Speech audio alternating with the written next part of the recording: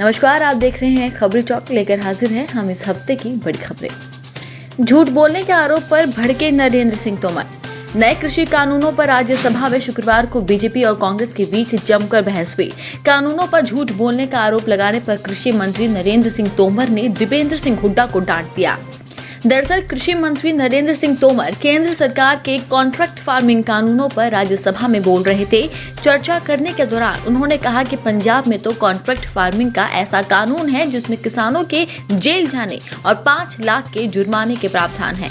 वहीं केंद्र सरकार के नए बिल कानून में किसानों को पूरी आजादी है, वे जब चाहे तब कॉन्ट्रैक्ट से खुद को अलग कर सकते हैं, जबकि पूरा पैसा दिए बगैर संबंधित कंपनी कॉन्ट्रैक्ट से अलग नहीं हो सकती।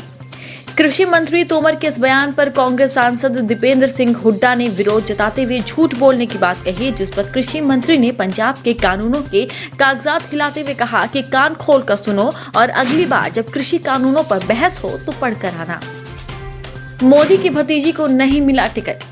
गुजरात बीजेपी ने तय किया है कि निकाय चुनाव में पार्टी नेताओं के रिश्तेदारों को टिकट नहीं दिया जाएगा, जिसका ताजा उदाहरण देखने को मिला जब पीएम की भतीजी सोनल का टिकट काट दिया गया। गुजरात बीजेपी ने पीएम नरेंद्र मोदी की भतीजी सोनल मोदी को निकाय चुनाव का टिकट देने से इनकार कर दिया है। सोनल ने अहमदाबाद नगर निगम से टिकट मांगा था। पार्टी का कहना है कि नए नियमों के मुताबिक बड़े नेताओं के रिश्तेदारों को चुनाव में टिकट नहीं दिया जाएगा, जिसके तहत ही सोनल को टिकट नहीं दिया गया। आपको बता दें, गुजरात में फरवरी के आखिर में निकाय चुनाव होने हैं। सोनल पीएम के बड़े भाई प्रहलाद मोदी की बेटी हैं, जो गुजरात उचित मूल्य दुकान संघ के अध्यक्ष भी हैं। फाइजर ने भारत में इमरजेंसी इस्तेमाल की मंजूरी के लिए दिया आवेदन वापस लिया। अमेरिकी दवा निर्माता कंपनी फाइजर ने भारत में अपने कोविड-19 वैक्सीन के इमरजेंसी इस्तेमाल की मंजूरी के लिए दिए गए आवेदन को वापस लेने का फैसला किया है। फाइजर के प्रवक्ता ने शुक्रवार को इसकी जानकारी दी।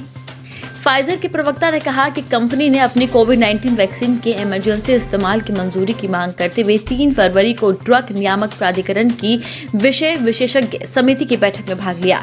बैठक में विचार विमर्श और अतिरिक्त जानकारी जुटाने के बाद कंपनी ने इस समय अपना आवेदन वापस लेने का फैसला किया है।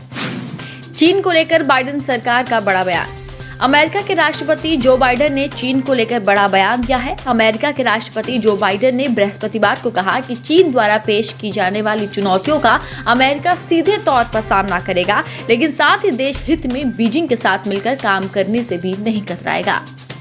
बाइडेन ने विदेश मंत्रालय के कर्मचारियों को फॉगी बॉटम मुख्यालय में संबोधित करते हुए कहा कि हम चीन द्वारा आर्थिक शोषण का मुकाबला करेंगे, मानवाधिकारों, बौद्धिक संपदा और वैश्विक शासन पर चीन के हमले को कम करने के लिए दंडात्मक कार्रवाई भी करेंगे।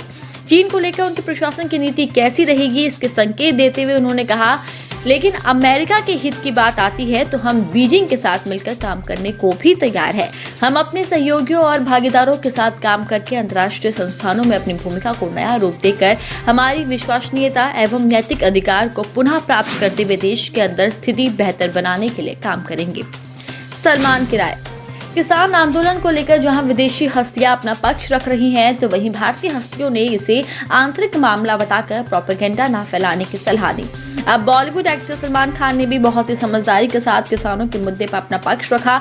सलमान खान से एक प्रोग्राम के दौरान किसान आंदोलन को लेकर उनकी राय पूछी गई। इस पर एक्टर ने कहा कि हाँ कहूंगा, जरूर कहूंगा, सही चीज होनी चाहिए, एकदम सही बात होनी चाहिए, सबसे उपयुक्त चीज होनी चाहिए। इस तरह सलमान खान ने म्यूजिक शो को लॉन्च करने के मौके पर कुछ इस तरह अपनी राय रखी। हालांकि वो बॉलीवुड के तीनों खान में पहले हैं जिन्होंने इस तरह किसान आंदोलन को लेकर अपना पक्ष रखा हो। सऊदी अरब के बाद अब कुवैत ने दिया झटका। कोविड-19 के प्रसार को रोकने के लिए कुवैत नया प्रयास कर रहा है, जिसके तहत वो 2 सप्ताह की अवधि के लिए देश में दूसरे देशों के निवासियों के प्रवेश को रोक देगा।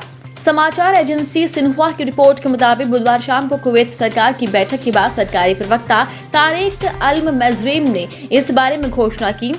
कुवैत में करीब 9,60,000 भारतीय हैं। माना जा रहा है कि इस यात्रा बैन का उन पर असर पड़ेगा।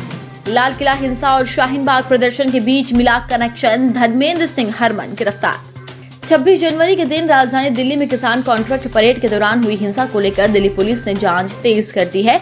इस बीच जैसे जैसे जांच आगे बढ़ रही है, कई अहम और चौंकाने वाले खुलासे भी हो रहे हैं। पुलिस के मुताबिक लाल किला में 26 जनवरी के दिन उपद्रव करने के आरोप में दिल्ली पुलिस क्राइम ब्रांच की SIT द्वारा गिरफ्तार धर्मेंद्र सिंह हरमन दिल्ली दंगे के दौरान शाहीन बाग में हुए उपद्रव में भी काफी सक्रिय थे। जांच के दौरान ये भी पता चला कि 26 जनवरी को धर्मेंद्र सिंह हरमन ने अपनी कार से दिल्ली के लाल किला के अंदर प्रवेश कर जमकर हंगामा किया था।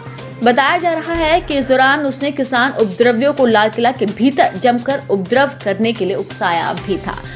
तो ये थी इस हफ्ते की बड़ी खबरें। अगर आपने अभी तक हमारे चैनल को सब्सक्राइब नहीं किया है तो इसे अभी ही सब्सक्राइब करें और देश दुनिया की सभी खबरों से रहे अपडेट।